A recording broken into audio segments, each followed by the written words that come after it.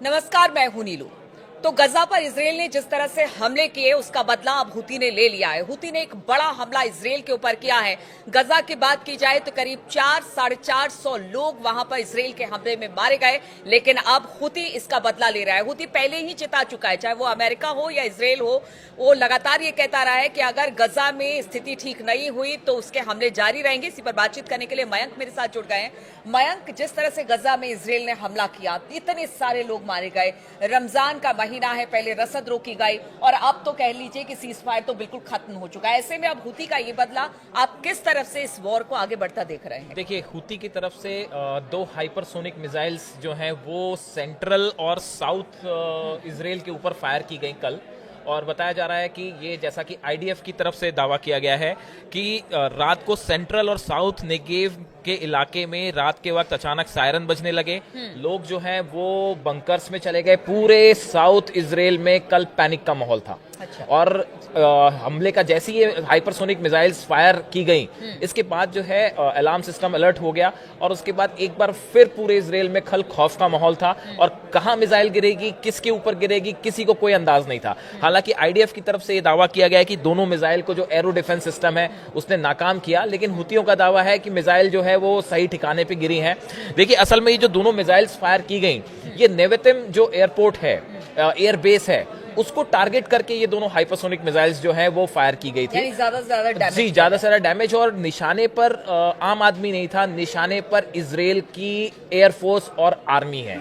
ये बार बार कोशिश की जाती है कि निशाना जो बनाने की कोशिश होती है वो इजराइल के आम आदमियों को नहीं होती, ऐसा हुती और हमास कहते हैं। हमारा टारगेट जो है वो इजराइल की आर्मी है और एयरफोर्स है, उसको लेके ये हमले किए गए थे।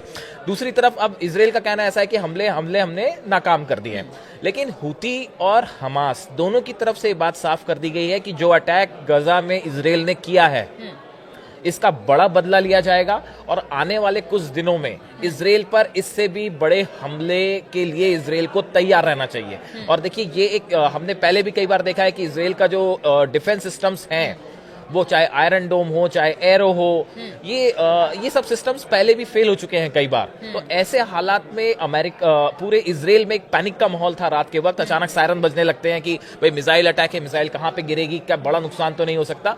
लेकिन उसके बाद देखिए, अब जैसे जैसे हालात, जो आपने कहा कि अब इसमें आगे क्या, देखिए हुतियों की तरफ से तो पहले ये कह दिया गया था कि भाई अगर किसी भी तरह का आप हमला करेंगे तो हम जवाब देंगे।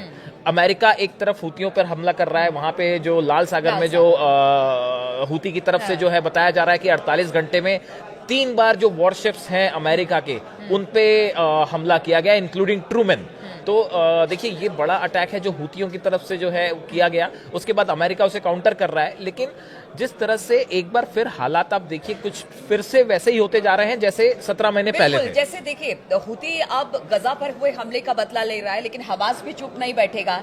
इधर अगर ईरान की बात की जाए तो ईरान भी कहा यह जा रहा है कि वो भी हो सकता है कि अगर ये हमले तेज होते हैं इजराइल की तरफ से या अमेरिका इसमें इन्वॉल्व होता है तो फिर इसमें दखल ईरान का भी हो बिल्कुल सकता 100% होगा। देखिए, ये जो हमला इजराइल ने किया, सीज फायर तोड़ा, देखिए इसकी तैयारी पता चल रहा है कि 1 महीने पहले कर ली गई थी। अब आप देखिए ये कितना एक प्रकार का वो है कि एक तरफ तो नेतन्याहू और इजराइल जो है सीज फायर चल रहा है और आप अंदर ही अंदर एक बड़ी प्लानिंग कर रहे थे बड़े हमले की। ये बात अब साफ हो गई है। सोशल मीडिया में इंटरनेशनल एक्सपर्ट कह रहे हैं कि डबल स्टैंडर्ड जो था एक प्रकार का, कि आप ऊपर से तो सीज फायर दिखा रहे हैं, आप ये चाह रहे थे शायद कि बंधक पूरे रिहा हो जाएं, लेकिन अंदर ही अंदर जो है ये बड़े हमले की तैयारी 1 महीने पहले से इजराइल कर रहा था, जिसकी आशंका पहले से हमास को भी थी, जिसकी आशंका हुतियों को भी थी और जिसकी आशंका जो है ईरान को भी थी। ईरान भी इस बात के लिए तैयार था कि आज नहीं तो कल ये सीज फायर खत्म होना है। अब देखिए, इन हालात में कई चीजें हैं। पहली बात तो बंधकों का क्या होगा।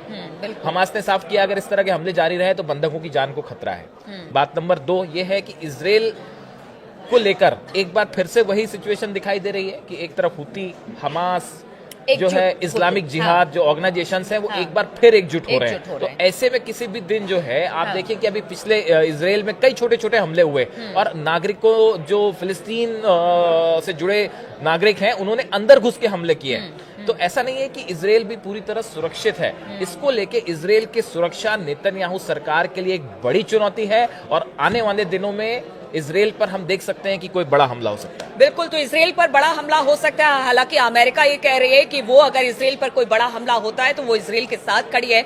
लेकिन इस वक्त जो हालात मिडिल ईस्ट में पैदा हो रहे हैं, जो इस वक्त स्थिति बनी हुई है, हुती, हमास और अगर बात की जाए बाकी संगठनों की, ईरान का भी अगर इसमें दखल होता है, तो कहां पर जाकर और किस तरह से ये जो पूरे हालात हैं वो बनते हैं, इस पर लगातार हमारी नजर बनी रहेगी। आप बने रहिए हमारे साथ।